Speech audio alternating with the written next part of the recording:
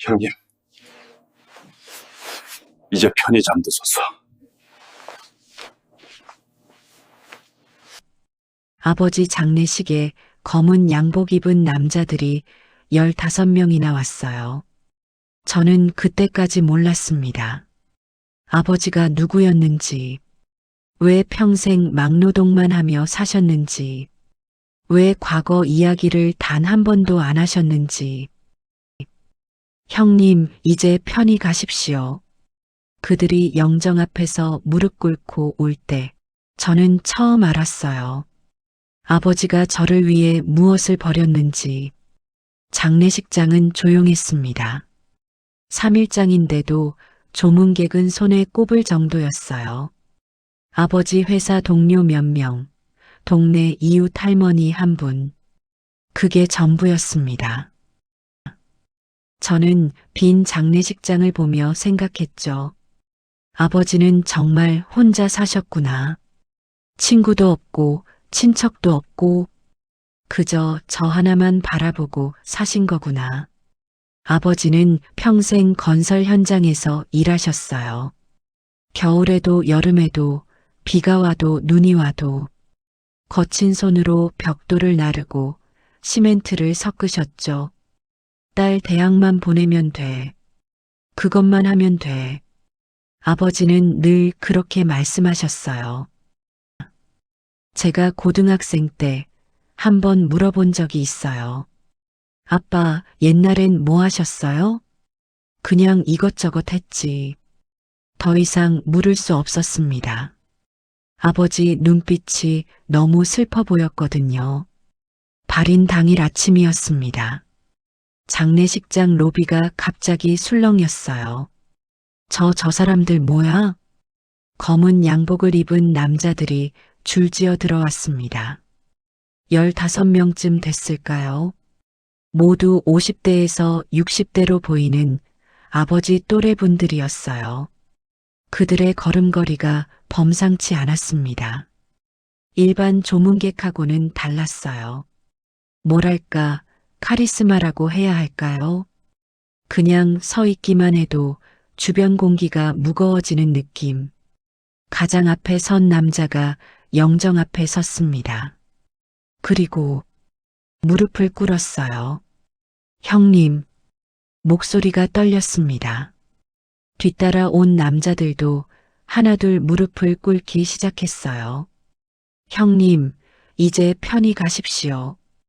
형님, 저희 다 왔습니다. 형님, 어떤 남자는 소리내어 울었고 어떤 남자는 주먹을 쥔 채 고개를 떨구고 있었습니다. 저는 얼어붙었어요. 형님? 이 사람들은 대체 누구지? 그 중 한 분이 저에게 다가왔습니다. 따님이시죠? 네. 형님 얘기 들으셨습니까?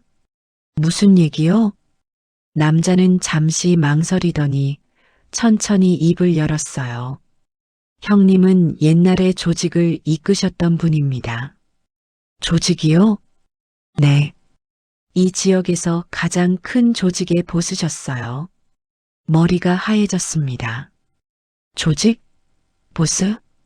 평생 막노동 하시던 우리 아버지가? 형님은 강했습니다. 무섭게 강했죠. 그런데 의리도 있었어요. 형님 밑에 있으면 든든했습니다. 남자의 목소리는 떨렸어요. 그런 형님이 어느 날 모든 걸 버렸습니다. 왜요? 사모님 때문입니다. 사모님, 제 어머니를 말하는 거겠죠. 저는 어머니를 본 적이 없어요. 아버지는 늘 말씀하셨죠. 엄마는 널 낳다가 돌아가셨어. 그게 전부였습니다. 남자가 계속 말했어요. 당시 형님은 상대 조직과 다툼이 있었습니다. 심하게 꼬였죠. 근데 그때 사모님이 임신 중이셨어요. 어느 날 밤 상대 조직 놈들이 형님 집을 찾아왔습니다. 형님이 안 계실 때를 노려서요. 가슴이 철렁했습니다. 사모님이 크게 다치셨습니다. 배를 보호하려다가 병원으로 급히 옮겼지만 출산 과정에서 너무 많은 피를 흘리셨어요. 따님은 살아났지만 사모님은 그 뒤는 말하지 않아도 알 수 있었습니다. 형님은 그날 이후 완전히 무너지셨습니다. 남자의 눈가가 붉어졌어요. 조직 일은 손도 안 대셨어요. 복수도 안 하셨습니다. 그냥 다 버리셨어요. 왜요? 왜 복수도 안 하셨어요? 형님은 말씀하셨습니다. 내가 이 일 안 했으면 저 사람은 안 죽었어. 내가 죽인 거야. 눈물이 났습니다. 형님은 조직을 해체했어요. 우리를 다 정리하셨죠. 이제 각자 살아. 다시는 이런 일 하지 마. 그렇게 말씀하시고 혼자, 네, 혼자 따님을 안고 사라지셨습니다. 남자는 주머니에서 낡은 사진 한 장을 꺼냈어요. 거기엔 젊은 아버지가 있었습니다. 날카로운 눈빛, 당당한 자세. 지금까지 제가 본 아버지와는 완전히 다른 모습이었어요. 형님은 칼을 버렸습니다. 주먹도 버렸어요. 그리고 건설 현장에 들어가셨죠. 왜 하필 막노동을 속죄라고 하셨습니다. 매일 몸이 부서지도록 일해야 그날 밤이 떠오르지 않는다고. 아버지의 거친 손이 떠올랐어요. 굳은 살 가득한 그 손. 여름에도 긴팔 입으시던 모습. 이제야 알겠습니다. 왜 아버지가 그렇게 사셨는지. 우리는 형님을 찾지 못했습니다. 20년 넘게요. 형님이 어디서 어떻게 사는지 몰랐어요. 그러다 부고 소식을 듣고 남자는 더 이상 말을 잇지 못했습니다. 저는 빈 영정 앞에 섰습니다. 아버지는 웃고 계셨어요. 사진 속에서 환하게. 아빠, 평생 저를 키우기 위해 모든 걸 버리셨구나. 힘도 명예도 과거도 전부 버리고 그저 제 아빠로만 사셨구나. 따님, 다른 남자가 다가왔어요. 형님은 매년 사모님 묘소에 가셨습니다. 네, 저희가 한번 뒤따라간 적이 있어요. 형님이 묘소 앞에서 무릎 꿇고 우시더라고요. 미안해. 내가 잘못했어. 우리 딸은 잘 키울게. 꼭 잘 키울게. 그렇게 말씀하시면서 목이 메었습니다. 아버지는 평생 어머니께 사죄하며 사셨던 거예요. 저를 키우는 게 속죄였고 저의 웃음이 아버지의 유일한 위안이었던 거죠. 형님은 끝까지 칼을 잡지 않으셨습니다. 다시는요. 딸을 위해서라면 뭐든 하셨어요. 근데 절대 옛날 방식으론 안 하셨죠. 그게 형님의 마지막 자존심이었습니다. 저는 그제야 이해했어요.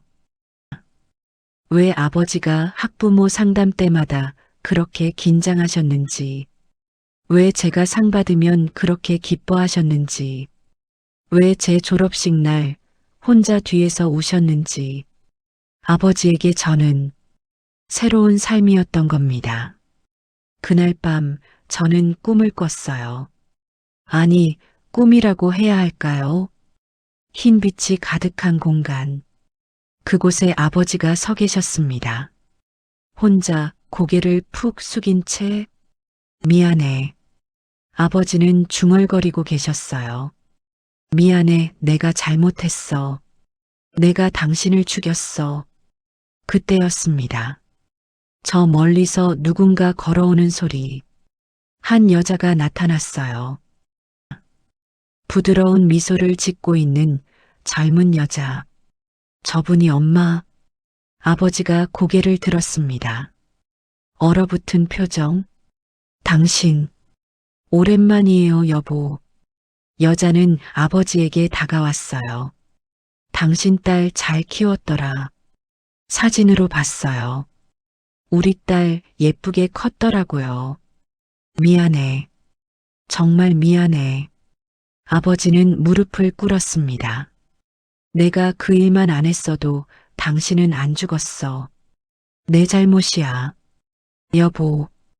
여자가 아버지의 손을 잡았어요. 당신 충분히 했어요. 20년 넘게 혼자 딸 키우느라 얼마나 힘들었어요. 나도 알아요. 당신은 잘했어요. 여자는 웃고 있었습니다.